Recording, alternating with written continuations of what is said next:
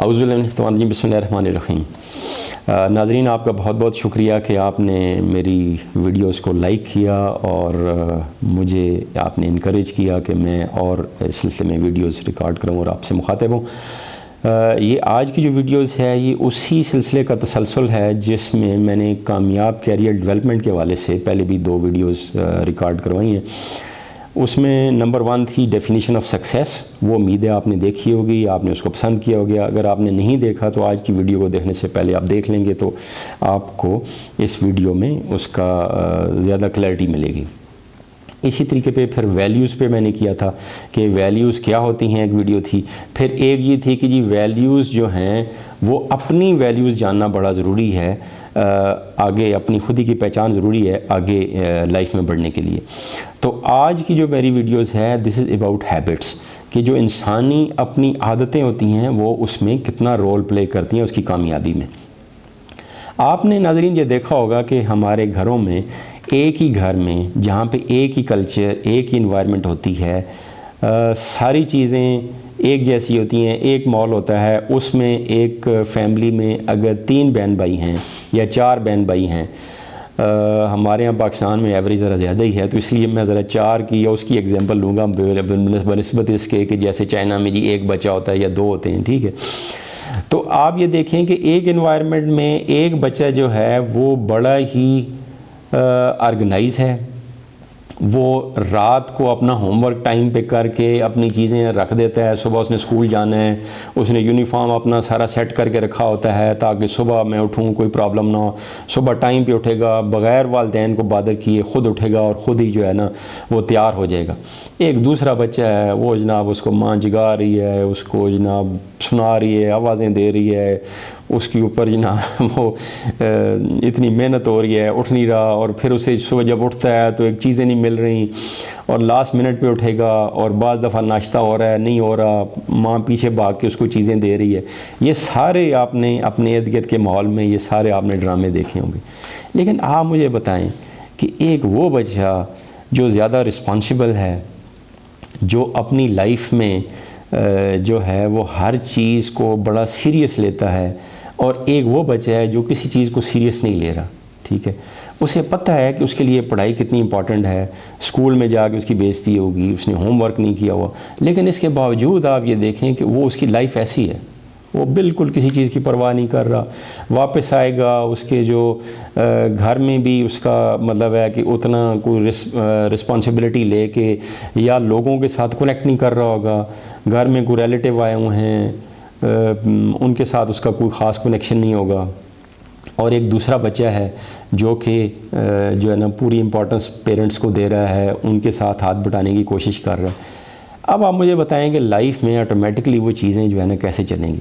और यही वजह है कि जो वालिदैन हैं वो इस चीज़ को नहीं देख रहे होते, बल्कि जो बच्चा ज़्यादा डिसऑर्गेनाइज होता है उसको ज़्यादा तवज्जो मिल रही होती है, ठीक है।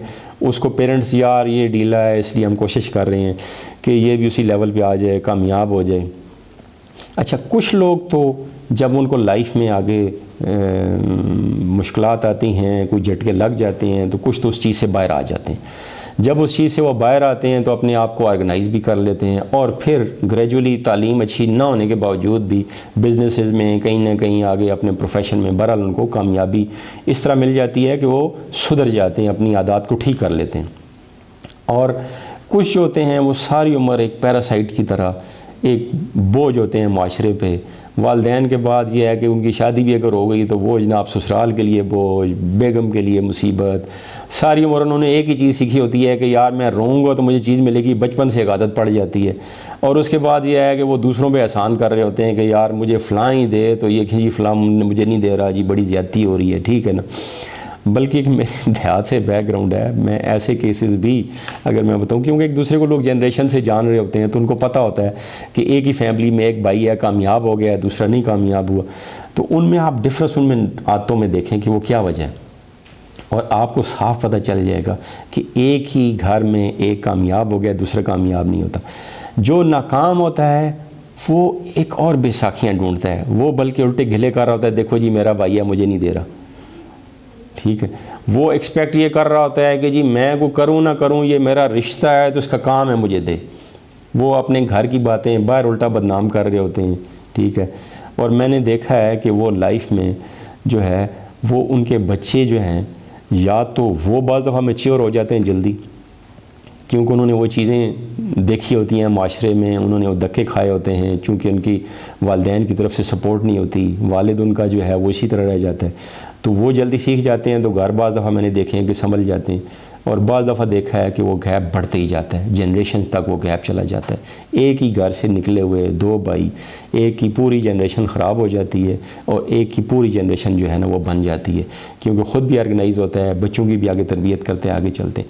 बहरहाल ये हमारे ये स्टोरीज़ आपको जगह जगह हमारे, ये कोई ऐसी बात नहीं है कि जो आप नोट ना कर सकें, लेकिन जो मैसेज मैं ये देना चाह रहा हूँ कि जो हैबिट्स हैं जो बचपन से आप सीखते हैं वो आपकी लाइफ में कितना इंपॉर्टेंट रोल प्ले करती हैं। कुछ ऐसी हैबिट्स हैं जो लाइफ में बहरहाल आप बाद में भी गेन कर लेते हैं, क्योंकि हैबिट्स एक ऐसी चीज़ है, आते हैं ऐसी चीज़ है जो आप किसी वक्त चेंज भी कर सकते हैं। आप लर्न भी करते हैं, सीख भी रहे होते हैं और आप उनसे छुटकारा भी हासिल कर रहे होते हैं, ठीक है। लेकिन इनकी इंसान की ज़िंदगी में जहाँ डेफिनेशन ऑफ सक्सेस इंपॉर्टेंट है, जहाँ उसकी वैल्यूज़, उसकी उसूल बड़े इंपॉर्टेंट हैं, ठीक है, वहाँ उसकी जो हैबिट्स हैं ये बहुत इंपॉर्टेंट हैं उसके फ्यूचर के लिए। तो अब ये जो हैबिट्स हैं इसमें बहुत स्टडी हो चुकी है। अब अगर ये जो मैंने एग्जांपल दे के क्लियर किया है, इससे आपको अंदाज़ा हो गया होगा कि ये कितनी इंपॉर्टेंट हैं, वो तो क्लियर हो गया। लेकिन आगे जो स्टडीज़ हुई हैं, रिसर्च हुई है, वो बड़ी इंटरेस्टिंग है कि कुछ लोगों ने रिसर्च किया है कि जो कामयाब लोग होते हैं उनकी क्या हैबिट्स हैं। नाकाम तो पता ही है कि उसमें बेशुमार ख़राबियाँ होती हैं, और बाज़ दफ़ा होता है कि जी आपकी 10-12 अगर ऐसी अच्छी हैबिट्स हैं और एक बंदे में कोई ऐसी हैबिट भी होती है जो आपको ड्रैग डाउन कर रही होती है, जो आपको ऊपर बढ़ने से रोक रही होती है। तो आपने अपनी वो हैबिट स्टडी करनी होती हैं, और वो कैसे होंगी कि आप जब कंपेयर करेंगे जो कामयाब लोगों के साथ। तो ऐसी रिसर्च अवेलेबल है जो मैं अगली वीडियो में आपसे शेयर करना चाहता हूँ कि वो कौन सी ऐसी हैबिट्स हैं, वो कौन सी ऐसी आदत हैं कि जो कामयाब लोगों में पाई जाती हैं। अगर आप वो सीख लें तो आप भी अपनी ज़िंदगी को कामयाब बना सकते हैं और आप की ज़िंदगी में आप बढ़ सकते हैं, ठीक है। Thank you very much. इंशाल्लाह अगली वीडियो में आपसे मुलाकात होती है।